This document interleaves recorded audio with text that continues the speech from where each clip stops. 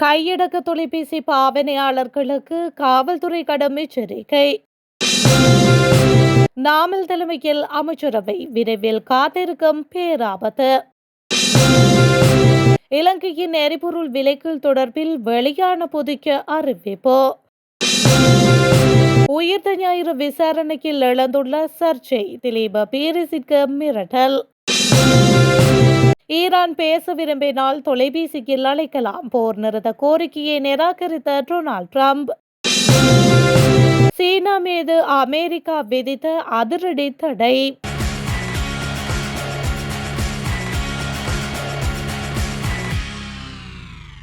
இலங்கையில் கையடக்க தொலைபேசிகளை பயன்படுத்துவோரின் வங்கிக் கணக்குகளை இலக்கு வைத்து முன்னெடுக்கப்படும் புதியதொரு டிஜிட்டல் மோசடி குறித்து காவல்துறையினர் பொதுமக்களுக்கு அவசர எச்சரிக்கை விடுத்துள்ளனர்.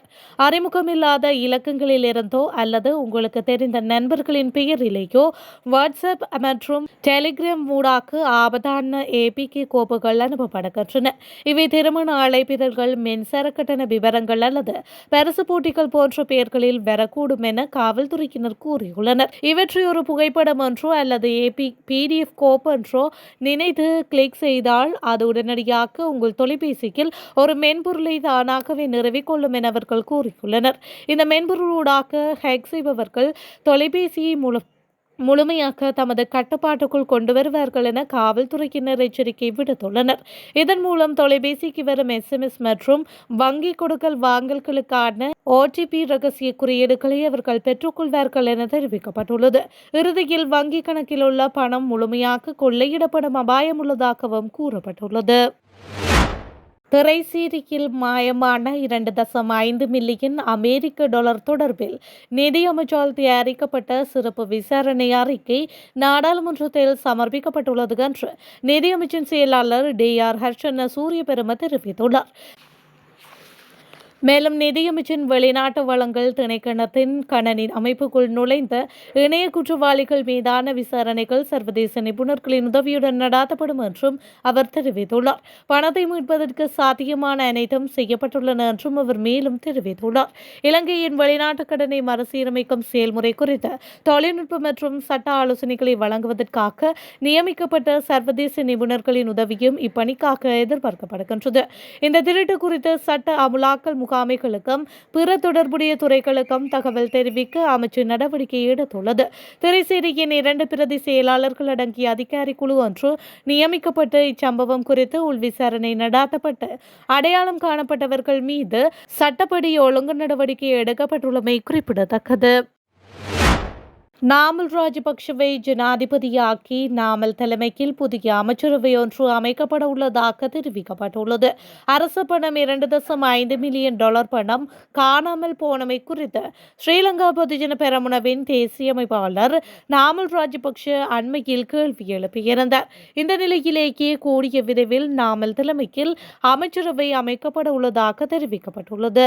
முன்னொரு காலத்தில் நல்லாட்சி அரசாங்கம் JVP-யுடன் இணைந்து ஊழல் ஒழிப்பு குழுவை அமைத்து திருடர்களை பிடிப்போம் என கூறிக்கொண்டு மத்திய வங்கியை கொள்ளையடித்தது. இப்போது அவர்களை மீண்டும் அரசாங்கத்திற்குள் வந்து நாங்கள் திருடர்களை பிடிப்பதாக கூறிக்கொண்டு நிதியமைச்சின் பணத்தையும் தமது கணக்குகளுக்கு மாற்றும் நிலைக்கு வந்துள்ளனர் என்றும் குறிப்பிட்டுள்ளார்.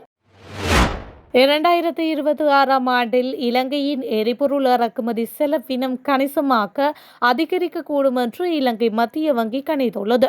மத்திய கிழக்கு பிராந்தியத்தில் நிலவும் புவிசார் அரசியல் நெருக்கடி மற்றும் உலகளாவிய எண்ணெய் சந்தையின் நிலையற்ற தன்மை காரணமாக வரும் காலத்தில் எண்ணெய் விலைகள் உயர்வாகவே இருக்கும் என்று எதிர்பார்க்கப்படுகின்றது. இலங்கையின் மொத்த இறக்குமதி செலவினத்தில் எரிபொருள் இறக்குமதி செலவினம் ஒரு பெரும்பகுதியாக உள்ளது என்றும் கடந்த 10 ஆண்டுகளில் இது மொத்த இறக்குமதியில் சரமாரியாக கிட்டத்தட்ட 20% இருந்துள்ளது என்றும் மத்திய வங்கி சுட்டிக்காட்டுகின்றது. நாட்டில் டிஜிட்டல் வாகன காப்புறுதி அட்டைகளை பயன்பாட்டிற்கு கொண்டு வர நடவடிக்கை எடுக்கப்பட்டுள்ளது. அந்த வகையில் அடுத்த மாதம் 1ஆம் தேதி முதல் இதனை நடைமுறைப்படுத்த உள்ளதாக நிதி திட்டமிடல் மற்றும் பொருளாதார அபிவிருத்தி அமைச்சு அறிவித்துள்ளது. இந்த டிஜிட்டல் மோட்டார் காப்பீட்டு அட்டை இலங்கை காப்பீட்டு ஒழுங்குமுறை ஆணைக்குழு, இலங்கை காப்பீட்டு சங்கம் மற்றும் இலங்கை காவல்துறை ஆகியவற்றுடன் இணைந்து தொடங்கப்படும் என்றும் அமைச்சு தெரிவித்துள்ளது. அனைத்து வாகன உரிமையாளர்களுக்கும் இலக்கு இலகுவான காகித மற்றும் வினைத்திறனான அனுபவத்தை உறுதி செய்யும் நோக்கில் இந்த முறை கொண்டு வரப்பட உள்ளது. வாகன காப்புறுதி முறையை நவீனமயமாக்கல், தேசிய டிஜிட்டல் மயமாக்கல் திட்டத்தை முன்னெடுத்தல் மற்றும் பொறுப்பான பாதுகாப்பை பலப்படுத்தல் ஆகியவற்றிற்கான முக்கிய ஒரு நடவடிக்கையாக இது கருதப்படுகின்றது. மேலும் பிளாஸ்டிக் அட்டைகளுக்கு பதிலாக டிஜிட்டல் முறையை பயன்படுத்துவதன் மூலம் இது நாடு தழுவிய ரீதியில் சுற்றாடல் நிலைத்தன்மைக்கும் பங்களிப்பு செய்யும் நிதி திட்டமிடல் மற்றும் பொருளாதார அபிவிருத்தி அமைச்சின் அறிக்கையில் மேலும் தெரிவிக்கப்பட்டுள்ளது. ஈரானுடன் அமைதி பேச்சுவார்த்தை நடாத்துவதற்காக அமெரிக்க பிரதிநிதிகள் பாகிஸ்தானுக்கு மேற்கொள்ள இருந்த பயணத்தை அமெரிக்க ஜனாதிபதி டொனால்ட் ட்ரம்ப் ரத்து செய்துள்ளார். அமெரிக்க தொலைக்காட்சி ஒன்றில் கலைத்த செவ்வியில் டொனால்ட் ட்ரம்ப் இதனை உறுதி செய்துள்ளார். சுமார் 18 மணி நேரம் வானூர்தியில் பயணம் செய்து பாகிஸ்தான் செல்வதால் அமெரிக்க அரசு எதிர்பார்க்கும் முடிவுகள் கிடைக்கப் போவதில்லை. தங்களிடம் அனைத்தும் சாதகமான அம்சங்களும் உள்ளன. அவர்கள் பேச விரும்பினால் எங்களை தொலைபேசியில் அழைக்கலாம் என அவர் கூறியுள்ளார். ஈரான் தனது அணு ஆயுத கனவுகளை கைவிட வேண்டும் என்றும் இஸ்ரேல் போன்ற நட்பு நாடுகளுக்கு அச்சுறுத்தலாக விளங்கும் பயங்கரவாத செயற்பாடுகளை நிறுத்த வேண்டும் என்றும் வாஷிங்டன் வலியுறுத்தி வருவதாக ட்ரம்ப் தெரிவித்துள்ளார். பிப்ரவரி 28 அன்று வெடித்த மோதலுக்கு முற்றுப்புள்ளி வைக்கும் நோக்கில் ஈரானுடன் இஸ்லாமாபாத்தில் ஒரு புதிய சுற்று பேச்சுவார்த்தைக்கு அமெரிக்கா தயாராகி வைத்திருந்தது. இதற்கு முந்தைய சுற்று பேச்சுவார்த்தை எந்த ஒரு உடன்பாடும் எட்டப்படாமல் முடிவடைந்திருந்தமையும் குறிப்பிடத்தக்கது. ஈரானிடமிருந்து பல மில்லியன் டாலர் மதிப்பிலான மசகு எண்ணெயை வாங்கியதற்காக சீனாவின் இரண்டாவது பெரிய தனியார் எண்ணெய் சுத்திகரிப்பு நிலையமான ஹெங்வி பெட்ரோ கெமிக்கல் மீது அமெரிக்கா பொருளாதார தடைகளை விதித்துள்ளது. ஈரானிய இராணுவத்திற்கு வருவாயை ஈட்டித்தரும் வகையில் மசகு எண்ணெய் கொள்வனவு செய்ததாக அமெரிக்க நிதித்துறை குற்றம் சாட்டியுள்ளது. அத்துடன் ஈரானின் நிழல் கடற்படை என்று அழைக்கப்படும் சுமார் 40 கப்பல் நிறுவனங்கள் மற்றும் கப்பல்கள் மீதும் புதிய தடைகள் விதிக்கப்பட்டுள்ளன. ஈரானிய துறைமுகங்களை அமெரிக்க கடற்படை முற்றுகையிட்டுள்ள நிலையில் ஈரானின் வருமானத்தை முடக்குவதற்கான டொனால்ட் ட்ரம்பின் திட்டத்தின் ஒரு பகுதியாக இந்த நடவடிக்கை பார்க்கப்படுகின்றது.